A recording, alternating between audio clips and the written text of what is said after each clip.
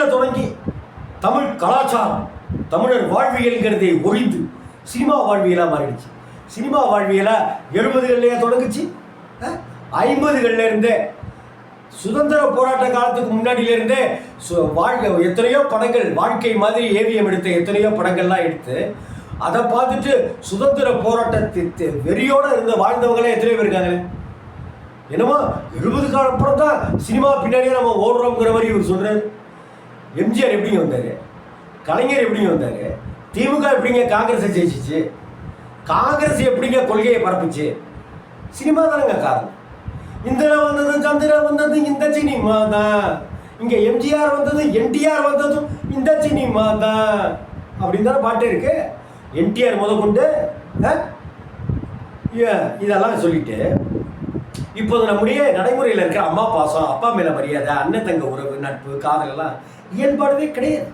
எல்லாம் சினிமா உருவாக்கி கொடுத்துருக்கு. ஆமாம், நாங்கள் அப்படியே நின்றுட்டு அப்பா நீங்கள் என்ன சொல்ல வருகிறீர்களோ அதை நான் செய்வதற்கு காத்திருக்கிறேன் அப்படின்னு நான் சொல்லுவேன்.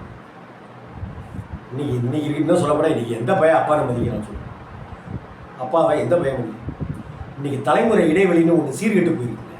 இந்த செல்ஃபோன் வந்து நீ என்னமோ அப்பாவை மதிக்கிறதுக்கு இதெல்லாம் சீர்கேடு. இன்னைக்கு செல்ஃபோன் தாங்க சீர்கேடு. செல்ஃபோன் தான் சீர்கேடு. அராத்து மாதிரியான அசிங்கத்தனமான முட்டாள்தனமான எழுத்துக்கள் தான் சீர்கேடு. நீண்ட நெடுங்கால பண்பாடு கொண்ட ஒரு இனத்துக்கு அடிப்படையாக வாழ ஒரு சினிமாவா சொல்லிக் கொடுக்கணும். சொல்லிக் கொடுக்குதா? ரொம்ப சந்தோஷம்.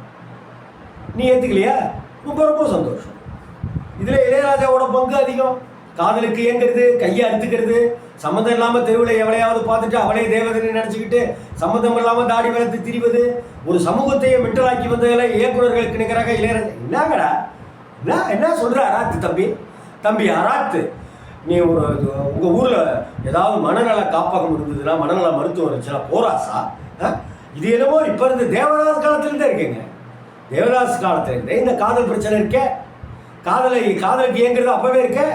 கையை அறுத்துக்கிறது, தண்ணி அடிச்சுட்டு தாடி வளர்த்துக்கிட்டு நாயோட சுற்றுற தேவதாசெல்லாம் பார்த்துருக்குறோமே. கல்யாண பரிசு தன்னுடைய குழந்தைய காதலிச்ச பொண்ணுகிட்ட கொடுத்துட்டு அவன் அம்போடு உலகத்தை விட்டு போகிறது இருக்க. கையை அறுத்துக்கிறது, நாக்கு அறுக்கிறது, மூக்கு அறுத்துக்கிறதுன்னு என்னமோ இளையராஜா வந்து தான் இதெல்லாம். சார் நீங்கள் கையை அறுத்துக்கிற மாதிரி ஒரு கதை வச்சாதான் நான் இசையமைப்பேன் இளையராஜா சொல்கிறாரா? நாக்கு அறுத்துக்கிற மாதிரி தான் கதை வச்சாதான் நான் இசையமைப்பேன் இளையராஜா சொல்கிறாரா? யோசிப்போம். எங்கே என்னென்னலாம் சொல்கிறேன். ஏங்க 100வது நாள்னு ஒரு படங்க. அந்த படத்தை தேமேன்னு மணிவண்ணன் சார் படம் எடுக்கிறார். அந்த படத்தை வந்து குடும்பத்தின் மேலே வெறுப்பு கொண்ட ஒருத்தன் படம் பார்க்குறான். நானும் தான் படம் பார்த்தேன். நான் போய் எங்கள் அம்மாவை குத்தி கொண்டேன், எங்கள் அப்பாவை குத்தி கொண்டேன். யோசிச்சு பாருங்க. அவன் ஏற்கனவே அந்த மூடில் இருந்தான். அவன் படம் பார்த்தான். படம் பார்த்துட்டு அவன் நைட்டு வந்து அந்த நேரத்தை அவன் கடத்தணும். கொலை செய்வதற்கான நேரத்தை அவன் தேர்ந்தெடுத்தான். நைட்டு படத்துக்கு போகிறான். 100வது நாள் போகிறான். ஒருவேளை அவன் சம்பூர்ண ராமாயணம் பார்த்துருந்தாலோ, திக்கற்ற பார்வதி பார்த்துருந்தாலும் கூட, திருவிளையாடல் படம் பார்த்துருந்தாலும் கூட அவன் அவங்க அப்பா அம்மாவும் குடும்பத்தில் இருக்கிறவங்கள கொண்டு வைப்பான். அந்த ஜெயபிரகாஷ் 100வது நாள் பார்த்துட்டு கொண்டு இருக்கான் அப்படின்னாக்க படத்தை எத்தனை பேர் பார்த்துருக்கோம் யோசிச்சுக்காரு. அத்தனை பேர் கொண்டு இருக்கணுமா வேணும்?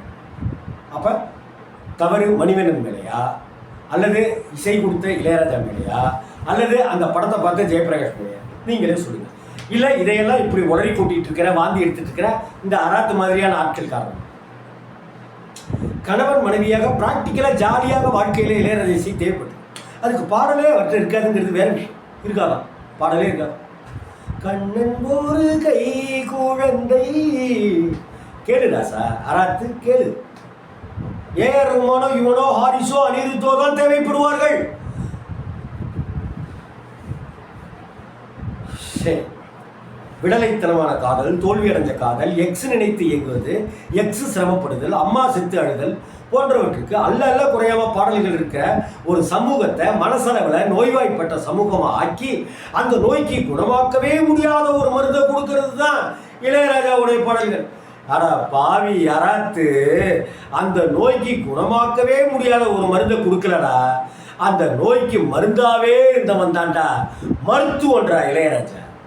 ஏன்டா வண்டி ஓட்டுறவன், லாரி ஓட்டுறவன், இரவு நேரத்தில் வீட்டில் படுத்துக்கிட்டு காதில் வச்சுக்கிட்டு கேட்குறவன் ஏன்டா இளையராஜா பாட்டை கேட்குறாங்க? கிறுக்கு பிடிச்சா கேட்குறாங்க. பிச்சு பிடிச்சி போய் கேட்குறேன். அவன் மனசுதான் என் அப்பா, அவன் மனசுதான் என் அம்மா. அவன் ஒவ்வொரு உள்ளாரையும் ஒவ்வொரு விதமாக ஊடுருவி இருக்கான் இளையராஜா. அவன் இளையராஜா செத்து போயிடறாயா, எத்தனை 500 வருஷமும் கழிச்சு இருப்பான்.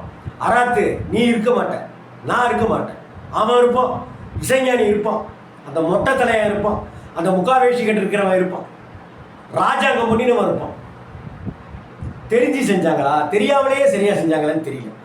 ஏஆர் ரஹ்மான் மற்றும் யுவன் சங்கர் ராஜா இதை போன்ற சீட்டிங் எதுவும் அவர்கள் இசையில் செய்யல. சீட்டிங் திருட்டு. யாரு திரும்பி? ஹாரிஸ் ஜெயராஜ் திருடல், ஏஆர் ரஹ்மான் திருடல். நான் ஒரே ஒரு உதாரணம் சொல்கிறேன். ஏஆர் ரஹ்மானை மட்டம் தட்டி சொல்ல நண்பர்களே, எனக்கு அவர் இசை ரொம்ப பிடிக்கும். எனக்கு ஏஆர் ரஹ்மான் சார் ரொம்ப பிடிக்கும். ஏஆர் ரஹ்மான் சார் ஹம்மா ஹே ஹம்மா அந்த பாட்டில் டேடன்னு ஒரு மியூசிக் வருமே, அது எந்த மியூசிக் தெரியுமா உங்களுக்கு? சிவந்த மன்னர் மெல்லிசை மன்னர் போட்டது. பட்டத்து ராணி பார்க்கும் பார்வை, அந்த பாட்டில் அதே டியூன், அதே மெட்டு, அதே இசை வருதா இல்லையா பார்த்து சொல்லு. நீங்களே சொல்லு. இல்லை அராத்து ஹாரிஸ் ஜெயராஜனுடைய இசை சீட்டிங் கிடையாது. கலைஞன், கர்வம், மார்கட்டி சொல்வேனெல்லாம் உணரும் போது இதையெல்லாம் சொல்ல வேண்டிய தேவை இருக்கு. எப்படி உனக்கு என்ன தேவைங்கிறேன்? உனக்கு என்ன தேவை? நீ இசை ரசி. இளையராஜா இசை கேவலமாக இருக்கு, ரைட்டு சொல்லிடு. இளையராஜா கடவுளும் கிடையாது அப்படின்னு சொல்லி, ஏன் இளையராஜா மனுஷனே கிடையாதுன்னு சொல்லுவோம். இஷ்டம் குடியார வாந்தி எடுத்த மாதிரி வாந்தி எடுத்து வச்சிருக்கேன். நீங்கள் சும்மா டக்கு டொக்கு டும்மு டும்மு ஓக்கிற சத்தத்திலே இவ்வளோ கர்வம் இருக்கே உங்களுக்குன்றான். எப்படி இவ்வளோ என்னங்க டொக்கு டொக்குனா தட்டு இல்லை? அவர் கர்வப்படுறதில்லை. இது யாருக்கு தாங்க கர்வம் இல்லை? யாருக்கு தான் கர்வம் இல்லை சொல்லுங்கள்? ஒரு 2 குடம் தண்ணியை நம்ம கை வலிக்க அடிச்சுட்டு அதை 2வது மணிக்கு தூக்கிட்டு வந்தாலே கர்வமாகிக்கிறோம். கர்வமாகறோமா இல்லையா? 25 வருஷமா மனைவி ரசம் சமைக்கிறா, வத்த குழம்பு பண்ணுறா, சாம்பார் வைக்கிறா. அவள் அன்றைக்கி ஒரு வச்ச ரசம் ரொம்ப பிரமாதமாக இருக்குன்னு சொல்லிட்டாக்க அவளுக்கு ஒரு கர்வம் வருமா இல்லையா? இத்தனை வருஷமா நான் 1500 கோவில்களுக்கு மேலே எழுதியிருக்கிறேன், 2000 கட்டுரைகளுக்கு மேலே எழுதியிருக்கிறேன், 1000 சினிமாவுக்கு மேலே எழுதியிருக்கிறேன், அத்தனை பேரை நான் பேட்டி எடுத்துக்கிறேன். யாராவது நல்லா இருக்கு அப்படின்னு சொன்னால் எனக்கு ஒரு கர்வம் வருத்தானே செய்யும். நான் நல்லா எழுதுறேன்ல அப்படின்னு. ஏன் என்னுடைய குருநாதர் எழுத்து சித்தர் பாலகுமாரன் சார் ஃபோன் பண்ணி எத்தனையோ ஒரு பாராட்டினப்ப நான் சந்தோஷம் அடைஞ்சேன். உடனே அப்போ எங்கள் அம்மா உயிரோடு இருந்தாங்க. உடனே அம்மா சார் பாராட்டினேம்மா, பாலகுமார் சார் ஃபோன் பண்ணி நான் நல்லா எழுதுறேன்னு சொன்னாருமாங்க. பெத்த வயிறு குளிர்ந்து போயிடுச்சுடா ராம்ஜி அப்படின்னு சொன்னாங்களே. பெத்த வயிறு குளிர்ந்து போயிடுச்சுடான்னு சொன்னதும் கர்வம் தான். அம்மா சாரே பாராட்டினாருமான்னு ராம்ஜி சொன்னேன், அதுவும் கர்வம் தான். ஏன் குருநாதர் பாலகுமாரன் சார் நம்ம சிஷ்யா நல்லா எழுதுறாண்டா அப்படின்னு சொல்லி என்கிட்ட சொல்றாரு, அதுவும் கர்வம் தான். சும்மா பேத்தல் அராத்து பேத்தல், ஆணவ பேத்தல், மண்டபம். எழுத்து என்னன்னே தெரியல, எழுதவும் தெரியல, ஒரு மண்ணும் தெரியல, இசையும் தெரியல, ஒரு புண்ணாக்கும் தெரியல, இசையினுடைய நுட்பமும் தெரியல. நீங்கள் தான் கலெக்டிவ் பிஹேவியரை மாற்றி வராச்சு. அசோகமித்திரனை சில 1000 பேருக்கு தான் இப்போ தெரியும். ஆனால் உலகம் உள்ளவரை அவரது தனித்துவமான கலைக்கும் கலை பங்களிப்புக்கும் நினைவு கூறப்படுவார். கண்டிப்பாக அசோகமித்திரன் சாருடைய எழுத்துக்கள் காலம் கடந்து பேசப்படும். புதுமை பித்தனுடைய எழுத்துக்கள் காலம் கடந்தும் பேசப்படும். எழுத்தாளர் அயலனுடைய எழுத்துக்கள் காலம் கடந்தும் பேசப்படும். எழுத்தாளர் கல்கியின் பொன்னியின் செல்வன் காலம் கடந்தும் பேசப்படும். எழுத்தாளர் ஜெயகாந்தனுடைய எழுத்துக்கள் காலம் கடந்தும் பேசப்படும். எழுத்தாளர் சுஜாதா அவர்களின் எழுத்துக்கள் காலம் கடந்தும் பேசப்படும். எழுத்தாளர் பாலகுமாரனின் எழுத்துக்கள் காலம் கடந்தும் பேசப்படும். ஆமாம், பேசப்படும். ஆமாம், ரைட்டு. என்னப்ப இவர்களெல்லாம் உருவாக்கியதற்கும் நீங்கள் சொந்தமாக உருவாக்கிய சத்தத்துக்கும் வித்தியாசம் இருக்கிறது உங்களுக்கு என்ன? பரோட்டா மாவில் இழந்த பழத்தை கலந்து நான் சொந்தமாக கண்டுபிடிச்ச பரோட்டான்னு ஒரு புரோட்டா மாஸ்டர் முஷ்டி மடக்கி வெயிட் காட்டுவதை பார்த்து மகிழ்வது போல பார்த்து மகிழ்ந்தேன் சார்னு இளையராஜா சொன்னார். சும்மா சினிமாவில் டக்கு டொக்கு டம்மு டிம்முன்னு போட்டுட்டு உங்களுக்கு ஏன் இளையராஜா சார் இவ்வளவு வாய் கொடுப்பும் கருவமும்? உனக்கு என்னப்பா இருந்துச்சு? அவருக்கு வாய் கொடுப்பா இருந்துருக்கும், கர்வமா இருந்துருக்கும், அவனும் இருக்கட்டும். எத்தனையோ பேர் இங்கு, எத்தனையோ அரசியல் தலைவர்கள் கர்வத்தோடு வாழ்ந்திருக்கிறார்கள். எத்தனையோ அடி முட்டாள்கள் கூட கர்வத்தோடு வாழ்ந்திருக்கிறார்கள். அதனால் சும்மா அராத்து வந்து இஷ்டத்துக்கெல்லாம் பேச. இசையை ரசிப்பவர்கள் இளையராஜாவை இசையை புறக்கணிக்க முடியாது. பாட்டை கேட்பவர்கள், ஏன் உறவுகளை நேசிப்பவர்கள், அவங்க இளையராஜாவை இல்லாமல் வாழவே முடியாது. நமக்கெல்லாம் இசைஞானி இளையராஜா தலையணி. நமக்கெல்லாம் இசைஞானி இளையராஜா அம்மாவின் தலைகோது. கிட்டத்தட்ட இசைஞானி இளையராஜாவுடைய சாதனைகள் என்ன, உங்களுக்கு பிடித்த பாடல்கள் என்ன, இந்த பாட்டில் இந்த கோரஸ் உங்களுக்கு பிடிச்சிருக்கா, தயவு செஞ்சு சொல்லுங்கள். அராத்து அதை தெரிஞ்சுக்கிட்டு இந்த பாட்டில் இந்த இடத்துல இப்படி ஒரு மெட்டு போட்டிருக்கிறது பயங்கரமாக இருக்குன்னு நீங்கள் ஃபீல் பண்ணுறீங்களா, ரொம்ப ஃபீலாக இருந்துச்சுன்னு சொல்கிறீங்களா, அதை கமெண்ட்டில் போடுங்க. அராத்து தெரிஞ்சுக்கிட்டு இந்த இசை இளையராஜாவை தவிர வேறு யாருமே பண்ண முடியாதுன்னு நீங்கள் நினைக்கிற பாடல்கள் பிஜிஎம் அதை நீங்கள் இதில் பதிவிடுங்க தயவு செய்து. இளையராஜாவை பிடிப்பவர்கள் பிடிக்காதவர்கள் யாராக இருந்தாலும் சரி, இல்லையா இப்படி இளையராஜா அப்படின்னு சொல்கிறவங்களுக்கு கூட தாராளமாக பதிவு பண்ணலாம். நான் இசையையே கடவுளாக பார்க்கிறவன். கேவி மகாதேவன் ஒரு இசை கடவுள். இசையில் இறைவனை வசமாக்கலாம்னு சொல்லுவோம். இறைவனை இசையால் வசமாக்கலாம் அப்படின்னு சொல்லுவோம். அப்படிப்பட்ட இசையை கொடுப்பவனையும் இறைவனாகவே பார்க்கலாம்ங்கிறது என்னுடைய கருத்து மட்டும் இல்லை. அன்னைக்கு இருக்கிற சாட்சாத் சிவபெருமான் ஆரூரா சுந்தரரை தன்னுடைய சிநேகிதனாகவே ஆக்கிக்கிறார். திருஞான சம்பந்தரை அருள்பாலிக்கிறார். நம்ம ஆழ்வார்கள் பெருமையையும் பெருமாளுடைய அந்த கனெக்ஷனையும் எப்படி ஒப்பிட முடியும்? ஆழ்வாரை ஒரு சாதாரண மனிதராக எப்படி சொல்ல முடியும்? நாயன்மார்களை ஒரு சாதாரண மனிதராக எப்படி சொல்ல முடியும்? மனுஷனுக்கும் மேலானவங்க இல்லையா? கடவுளுக்கு நிகரானவர்கள்னு அவரை கொண்டாடிட்டு இருக்கிறோம் இல்லையா? தேவார மூவர்கள்னு சொல்கிறோம் இல்லையா? நால்வர் பெருமக்கள்னு சொல்கிறோம் இல்லையா? தேவார பாடல்கள்னு சொல்கிறோம் இல்லையா? மாணிக்க வாசகர்னு சொல்கிறோம் இல்லையா? ஆழ்வார்கள் 4000 திவ்ய பிரபந்தம்.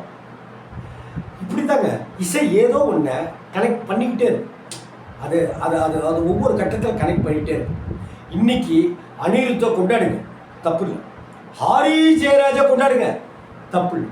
இன்னும் புதுசாக வந்திருக்கிற எத்தனையோ மியூசிக் டைரக்டர்களை கொண்டாடுங்க, தப்பு நான் சொல்ல வரல. அதை பற்றி நான் கிரிட்டிசைஸ் பண்ணவும் இல்லை, விமர்சிக்கவும் தயாராக இல்லை. ஏன் ரகுமான் லேட்டராக கொடுக்குறாருன்னு இவர் சொல்கிறாரு, அதெல்லாம் இல்லை. அவருக்குன்னு ஒர்க்கிங் ஸ்டைல் இருக்கும். அதனால் இசை புயலெல்லாம் நீங்கள் அவரையும் கிரிட்டிசைஸ் பண்ணுறீங்களா, என்ன வேணாலும் கொண்டாடுங்க ரைட். ஆனால் ஒருவரை கொண்டாடுவதற்கு இன்னொரு வட்டம் தட்டாங்க.